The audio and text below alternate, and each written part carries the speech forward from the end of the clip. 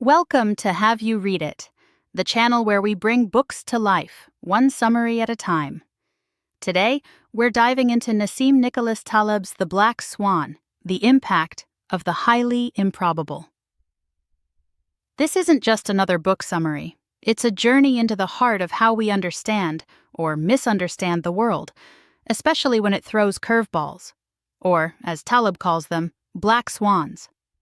Before we unpack this, let's define what a black swan is. Taleb gives it three main characteristics. Rarity, it's an outlier, falling outside the realm of regular expectations. Nothing in the past convincingly points to its possibility. Extreme impact, it carries an extreme impact, not like the discovery of a single black swan among millions of white ones, but like, say, a market crash. Retrospective predictability. Although unpredictable beforehand, we somehow manage to concoct explanations for its occurrence after the fact, making it seem predictable and even explainable. Taleb argues that these black swans explain almost everything in our world, from the rise and fall of empires to the success of religions, and even the intimate details of our own personal lives. He uses the personal experience of growing up in Lebanon and witnessing the sudden eruption of civil war as an example of how a seemingly stable paradise can be shattered overnight by an unpredictable event. He connects this to the 1987 stock market crash, an event that also came as a shock to the financial world and solidified his conviction that we are fundamentally blind to large-scale, unpredictable events. The core of Taleb's argument is our blindness to randomness, particularly the big, impactful deviations.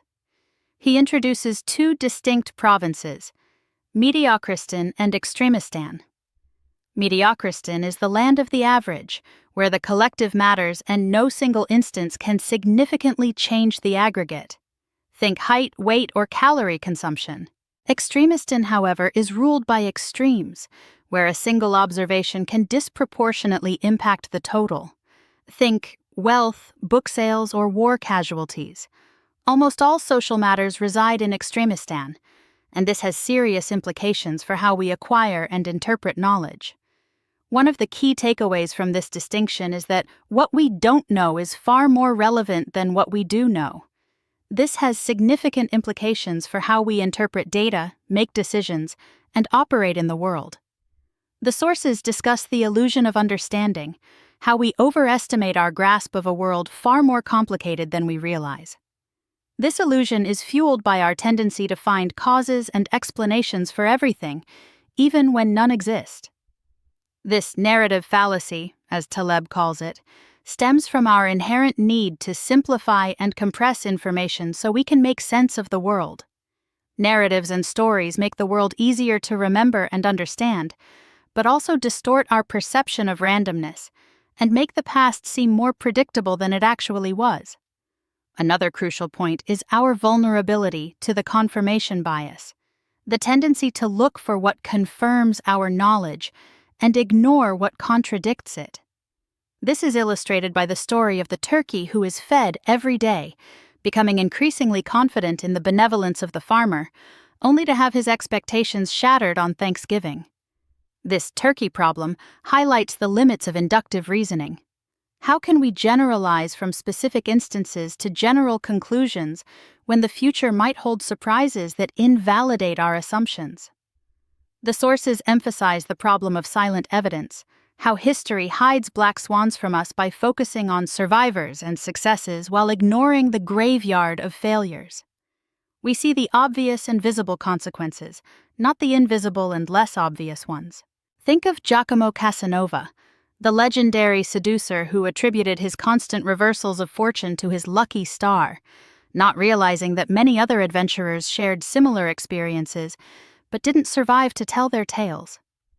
Taleb introduces the ludic fallacy, our tendency to mistake the sterilized randomness of games and academic models for the messy, unpredictable randomness of real life.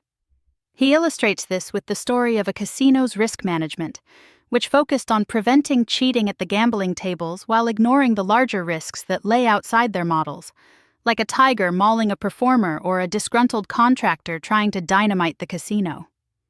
This highlights the dangers of relying on simplified models and theories that don't capture the full complexity of the real world. Our inability to predict outliers has implications for social science and fields that rely on forecasting. Taleb argues that experts in these fields are often no better than the average person at predicting the future, but are much better at narrating and presenting their ideas. The sources address the scandal of prediction, highlighting our tendency to overestimate our ability to predict the future, particularly in extremistan. We tunnel, focusing on a narrow range of possibilities while ignoring the potential for black swans. The sources explore the limitations of expertise, particularly in fields that deal with the future, like economics and political science. Experts often fall prey to the narrative fallacy, spinning stories to explain their failures while attributing their successes to skill. So, what can we do about our black swan blindness? Taleb offers some practical advice. Don't be a turkey. Be aware of the limitations of your knowledge and the potential for unexpected events. Favor experimentation over storytelling. Empirical knowledge derived from testing and experience is more reliable than stories and narratives. Maximize serendipity. Put yourself in situations where you can benefit from positive black swans. Embrace the barbell strategy. Protect yourself from negative black swans by being hyper-conservative with most of your resources, while allocating a small portion to high-risk, high-reward ventures. Don't run for trains. Don't be a slave to schedules and expectations. Prioritize what truly matters, and be in control of your own decisions. In Part 3 of the book, Taleb discusses the limitations of the Gaussian bell curve, the scale invariance of fractals, and the importance of understanding where our models and theories break down.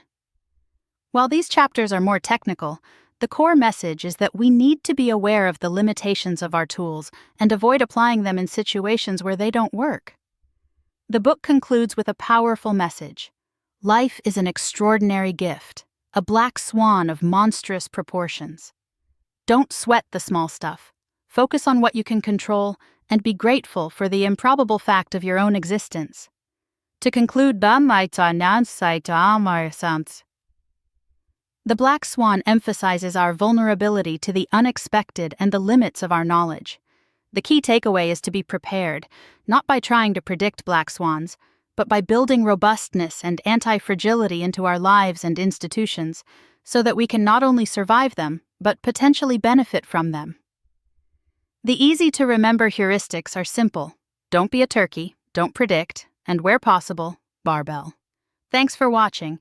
Make sure to give this video a thumbs up and hit that subscribe button so you never miss our next book dive.